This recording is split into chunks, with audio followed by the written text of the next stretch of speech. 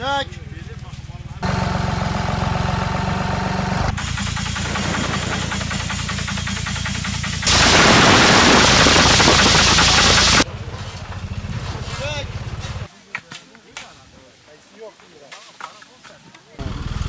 Bir ayarladın gene. Ben çok sirkeledim. 50. He.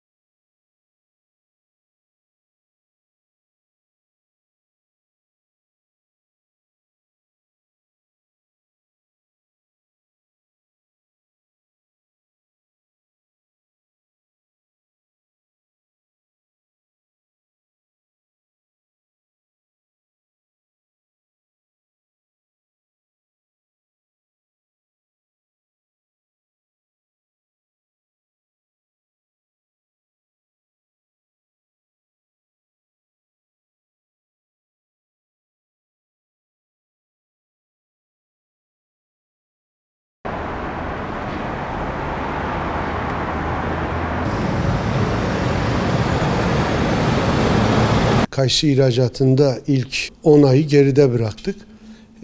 İlk 3 çeyrekten sonra şimdi son çeyrekte ihracatımız tabii hızlı bir şekilde de devam ediyor. Tabii biliyorsunuz 6 Şubat depreminde yaşadığımız bütün olumsuzlukları ortadan kaldırmak için de çok hummalı bir çalışma söz konusu. Bir taraftan şehir fiziki anlamda iyileştirmeler yapılıyor. İmar ve iskan açısından çok ciddi çalışmalar söz konusu. Bir taraftan konutlarımız inşa edilirken bir taraftan da iş yerlerimiz inşa ediliyor. Ama bununla beraber de özellikle şehrin ekonomik anlamda da ayağa kalkması için biliyorsunuz bölge açısından da ülke ekonomisi açısından da kayısı çok önemli bir faktör. Önemli bir tarım ürünü. Tabii burada bütün bu olumsuzluklara rağmen zor şartlarda özellikle insan iş gücü ihtiyacının aslında çok önemli olduğu bir süreçte de hızlı bir şekilde işletmelerimizde arkadaşlarımız, üreticilerimizden temin ettiğimiz ürünlerle de fabrikalarımızda ürünlerimizi işliyoruz ve dünyanın dört bir yanına da ihracatımız devam ediyor. Tabii son çeyreğe girdiğimiz bu dönemde de kayısıda 2024 yılının Ocak ayından bu yana 60.000 tonun üzerinde bir ihracat gerçekleştirdik.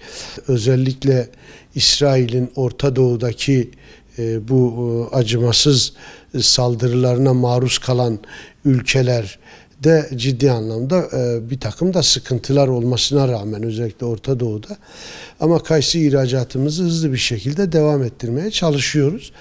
Tabii buna rağmen bu 2024 yılının Ocak ayından Ekim ayının sonuna kadar 60.165 ton kuru kayısı ihracatı gerçekleştirmişiz ve bununla beraber de 331.266.000 dolar da gelir elde etmişiz. Bu bizim için gerçekten çok önemli. 2024 yılının Ağustos 1 ve 2025 yılının Temmuz sonuna kadar koyduğumuz 100.000 ton ihracat hedefi açısından da bizim için önemli. Tabii ilk 3 çeyrekte 25.000 tonu da Ağustos'tan bugüne kadar geçmiş olmamız bizim için önemli bir rakam.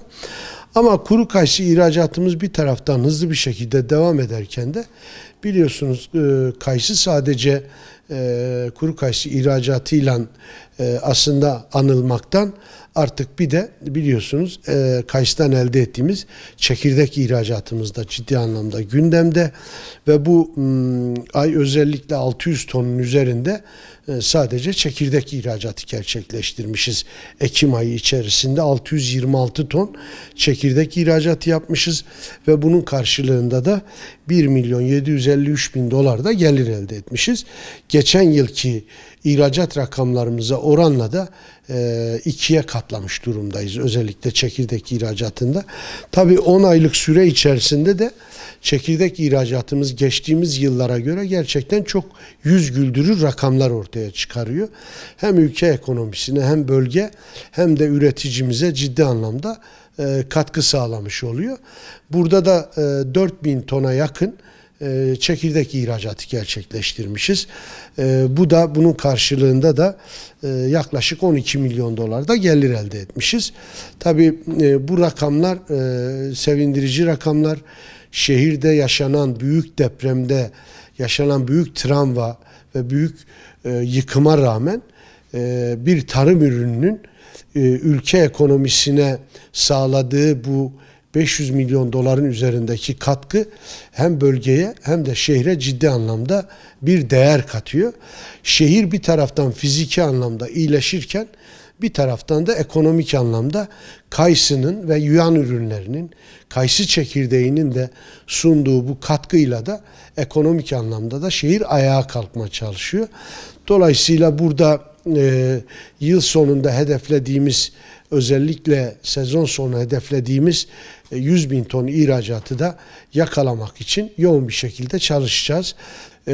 Kayısının her fırsatta ülke ekonomisine sağladığı katkının, bölge ekonomisine sağladığı katkının öneminden bahsediyoruz.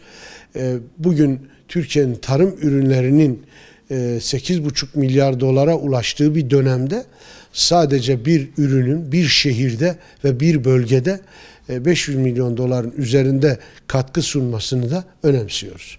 Şimdi biliyorsunuz biz 2023 yılında özellikle 2022 yılında 500 milyon dolar hedefini belirlemiş ve bu hedefi yakalamıştık. Tabii bu son 2024 yılının Ağustos ayında 100.000 ton ihracatla artık 750 milyon dolar hedeflediğimizi ifade etmiştik. Tabii bu süre zarfında dünyada yaşanan bütün olumsuzluklar, gerek sıcak savaş, gerek soğuk savaşlar, gerekse ekonomik harpler, ekonomik anlamdaki bütün küresel krizler bizim ihracatımızı etkiliyor. Çünkü kayısının biz %90'ını ihracatını gerçekleştirip yurt dışına satıyoruz. Dolayısıyla küresel anlamda gerçekleşen her türlü sorunluk ve sıkıntı kayısıyı etkiliyor. Olumsuz bütün davranışlardan yine de aslında başarıyla çıkmaya çalışıyoruz. Bu son yıllarda da dünyada Rusya-Ukrayna harbi, hemen arkasından özellikle İsrail'in Orta Doğu'da bölgesel anlamda başlattığı bu kriz bizi de etkilemiş oluyor. Ama buna rağmen hedefimiz yine 100.000 ton ihracat ve 750 milyon dolar gelirle de yolumuza devam edeceğiz. Son 10 yılın ortalamalarında biz yaklaşık 115 ülkeye ihracat gerçekleştiriyoruz. Bir ülke vardır 100 ton ihracat yaparsınız ama bir ülke vardır 20.000 ton ihracat yaparsınız. Sonuçta biz Güneydoğu Anadolu İhracatçılar Birliği, Akdeniz yani TİM'in verilerine göre hareket ediyoruz.